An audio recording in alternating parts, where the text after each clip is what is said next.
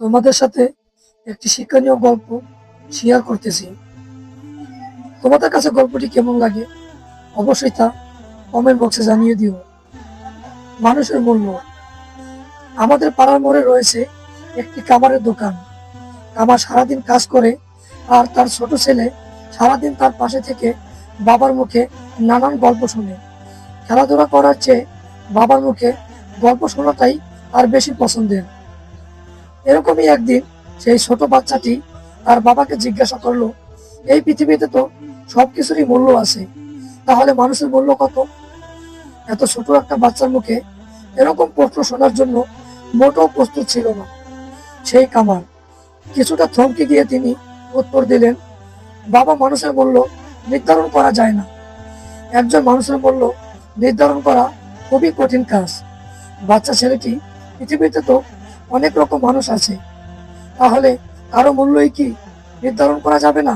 তখন তিনি বলল, না বাবা, সম্ভব নয়। বাচ্চাটি কিছুই বুঝলো না। সে আবার তার বাবাকে জিজ্ঞাসা করলো, মানুষের যদি মূল্যই না থাকে, তাহলে এই পৃথিবীতে কেন কেউ ধনী, কেউ গরিব, কেন কেউ বেশি সম্মান পায় আর কেন কেউ কম সম্মান পায়?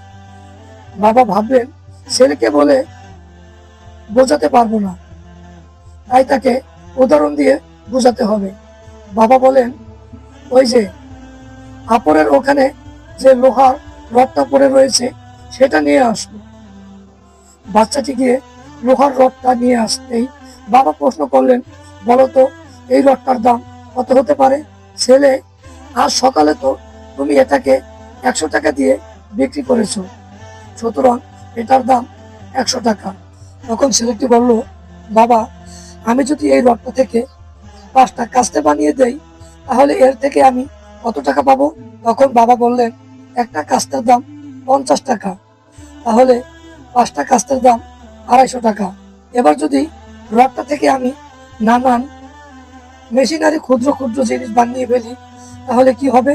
তাহলে তো এটা থেকে আরো অনেক টাকা পাওয়া যাবে, কারণ মেশিনারি জিনিসের দাম অনেক বেশি। এরপর বাবা ছেলেকে বোঝালেন, যেভাবে লোহার রডটির পরিবর্তনের সাথে সাথে তার মূল্যেরও পরিবর্তন হচ্ছে, ঠিক সেভাবেই মানুষের মূল্য নির্ধারণ হয়।